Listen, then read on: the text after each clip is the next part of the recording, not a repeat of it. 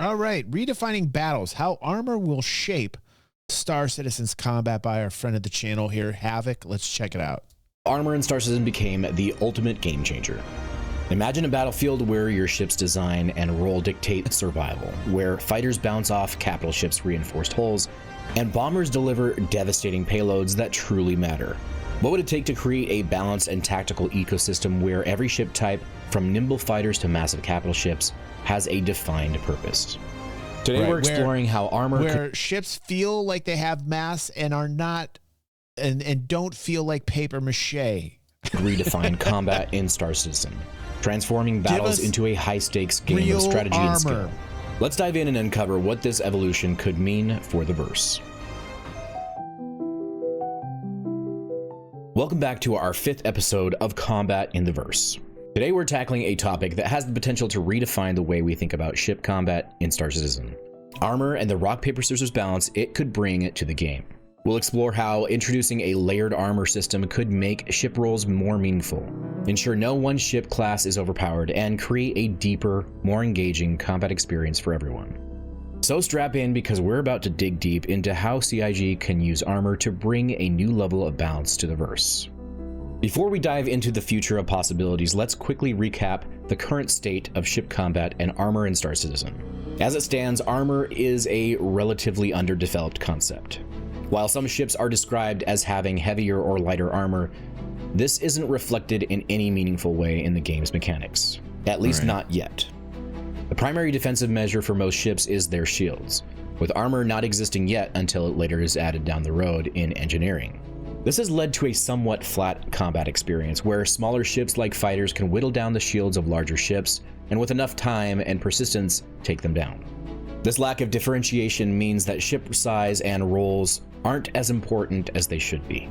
Fighters can punch above their weight. Bombers too. I mean, let's not forget weapon sizes as well, you know. Struggle to find their place, and capital ships are often just big targets. In many ways, this needs to change, and the key to that change is armor. To create a truly dynamic and balanced combat system, we need to establish a clear rock, paper, scissors relationship between different ship classes.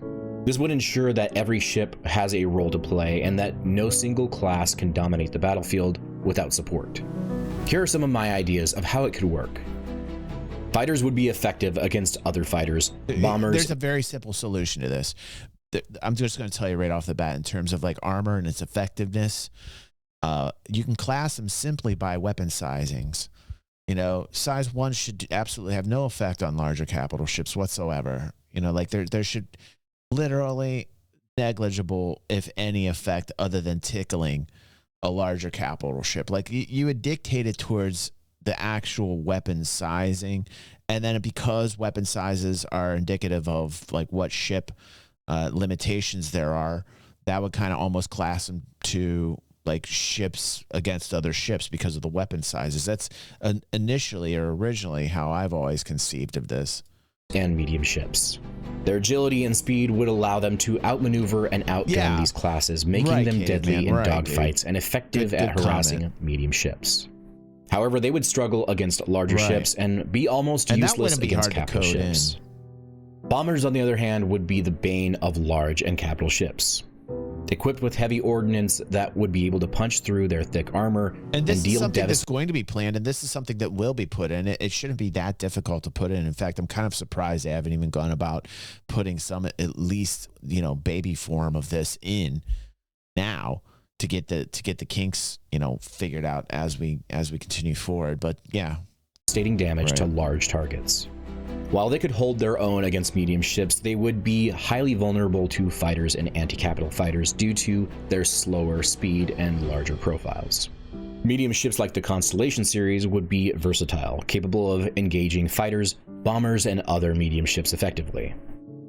They could even challenge large ships to a point, though they would struggle to deliver the kind of focused firepower needed to take them down. Against capital ships, they would be little more than a nuisance unless supported by bombers or other heavy hitters. Large ships such as the Hammerhead would be effective against their own class and capital ships, and could also effectively engage fighters with their numerous turrets. However, they would struggle against bombers if caught alone, as their size makes them easy targets for heavy ordnance.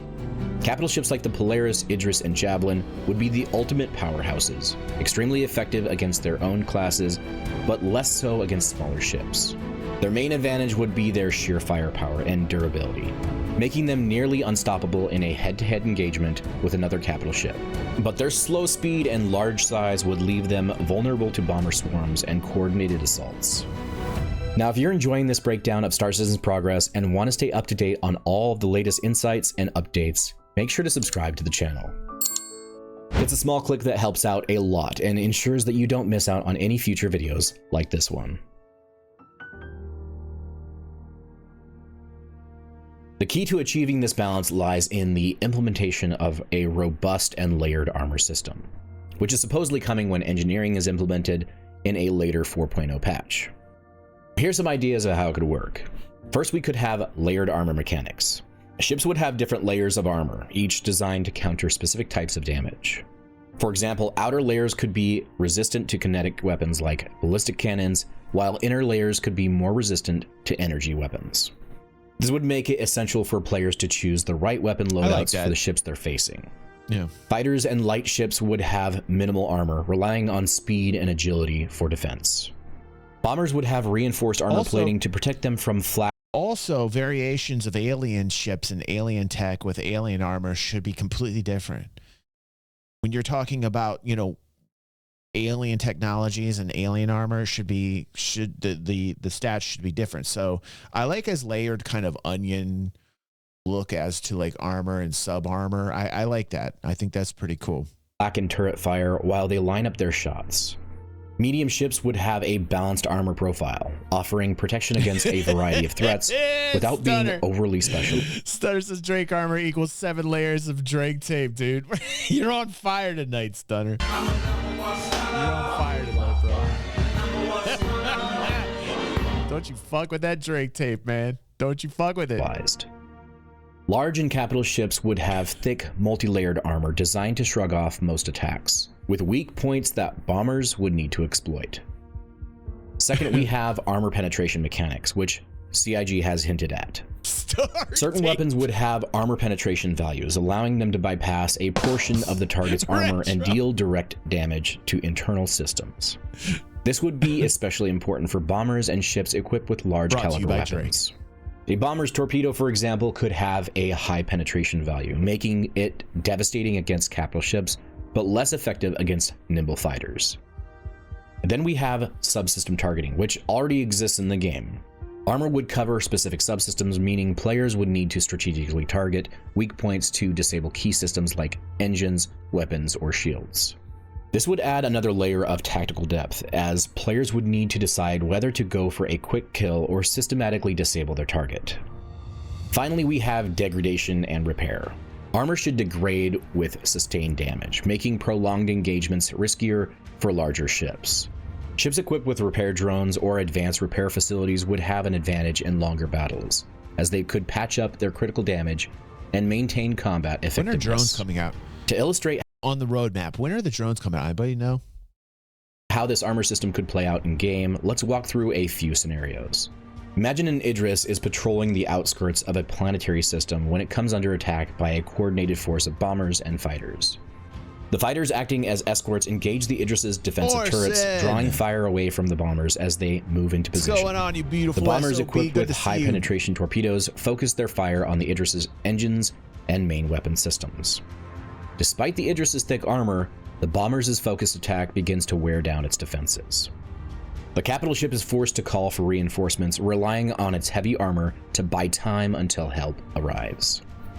In another scenario, a squadron of gladiators. According to Citizen Con, right, Wookie, they're going to have like a drone that's going to be coming out here and assist with building. So I guess that'll be like the first variant. But you know, I'm talking about like repair drones. And did we talk about drones with the Nautilus at one point in time? The mine laying ship. Didn't we say something about drones with the Nautilus? I can't remember. I know the Carrack will have drones. Gladius fighters encounters a constellation Andromeda while patrolling an asteroid belt. The fighters, using their superior speed and agility, begin strafing runs against the constellation, targeting its turrets and engines. I really the want to see Andromeda's armor shrugs off the initial attacks, and its turrets manage to score hits on one of the Gladius fighters. Realizing they won't be able to take down the constellation with brute force, the fighters switch tactics, focusing on disabling its maneuvering thrusters. With its mobility compromised, the constellation is forced to retreat, unable to effectively engage the faster, more agile fighters. Finally, a hammerhead patrols the shipping lane, its numerous turrets scanning the skies for threats. Suddenly, a few Eclipse bombers appears on its radar, closing in fast. The hammerhead's turrets open fire, scoring hits on a few of the bombers, but the sheer number of incoming torpedoes overwhelms its defenses. The bomber's torpedoes, designed to penetrate heavy armor, slam into the hammerhead's hull, breaching its main power plant. With its systems crippled, the hammerhead is left defenseless as the bombers line up for another attack run. Of course, with the introduction of armor mechanics, we also need to consider how to balance it against the various weapons and damage types available in Star Citizen. Now, CIG has talked about this numerous times in the past, but energy weapons such as laser cannons and repeaters would be more effective at stripping shields but less effective against armor, while kinetic weapons like ballistic cannons and missiles would deal significant damage to armor but be less effective against shields. This would encourage players to mix and match their loadouts based on their targets, adding a strategic element to combat. After all, they have talked about weapons having certain categories, like anti-fighter weapons, anti-material weapons, and even unspecialized weapons that can do multiple different things. Now, explosive damage, such as that dealt by missiles and torpedoes, would be particularly effective against armor, with the potential to cause secondary explosions and subsystem damage. However, these weapons would be limited in number and require precise targeting to be truly effective. Shields would play an important role in protecting against energy weapons and absorbing initial damage. Once shields are down, armor would become the primary defense, making it essential for players to manage their shields effectively and time their attacks to exploit weaknesses. As the game evolves, we could even see more complexity added to the armor system. Imagine being able to customize your ship's armor layout based on your playstyle and the role you want to fill in your fleet. Well, that's the plan. For example, reinforced armor plating would sacrifice speed and agility for extra protection, ideal for ships operating in high-threat environments or serving as frontline brawlers. Lightweight composite armor could increase your ship's speed and agility at the cost of reduced protection, perfect for hit-and-run tactics or escort missions. Stealth coating would reduce your ship's radar signature and make it harder to lock onto with missiles, but with a lower overall durability. These customizations would allow players to further specialize their ships, making each one unique and tailored to their preferred playstyle. A robust and layered armor system could be the key to achieving a balanced and engaging combat experience in Star Citizen. By clearly defining the roles and strengths of each ship class, and creating meaningful interactions between them, we can ensure that every ship has its place on the battlefield. Fighters will dominate dogfights. Bombers will terrorize larger ships. Capital ships will be the titans they were always meant to be. This is the vision for Star Citizen's future, a vision where strategy, coordination, and skill matter more than ever. I hope CIG takes ideas like these to heart and continues to evolve the combat system in a way that respects the depth and complexity of the game we all love. As always, I'd love to hear your thoughts on this topic. What do you think about the potential for a rock, paper, scissors balance in Star Citizen? Do you have ideas for how armor and ship roles could be further refined? Let's discuss it in the comments below. Now, if you enjoyed this deep dive into the mechanics of Star Citizen, consider joining the channel as a member to support more content. I think that this should be a very costly portion of your ship outfit, and I think there should be like sub armor and I think there should be like 2 to 3 layers to your armor on your ship, and that should be very costly. You know, if you want to upgrade, like say you get like a default armor set on your ship, and then like if you want something a little bit beefier, you're going to have to pay through the nose for it. I think that makes sense. Like most games have that where, you know, if you want to get involved in some serious danger, you're going to have to upgrade like every component on your ship. So you're going to have to spend more if you're a PvPer and you get into like organizational conflicts. You're definitely going to have to spend the money for it. I like his approach or his thinking. towards armor, and I don't think it would be hard to code in. And I often think to myself, like, why don't we have a version of this already? It would be probably one of the simplest things to code in. So Fingers is going to get the fucking tritanium set, man. He's just going every layer. He's got a tritanium motherfucking onion. Don't you even fucking approach Fingers. He will fuck you up. His armor is going to be so shiny. Fingers, fingers, fingers, fingers, fingers, fingers. Fingers getting that tritanium lithiumide. Watch out. Bullets going doink, doink, doink. All day long song. You can't touch Fingers. Fingers just spent $70 million on his armor, and he put it on an Aurora. Fingers, fingers, fingers, fingers, fingers, fingers, fingers, fingers, fingers.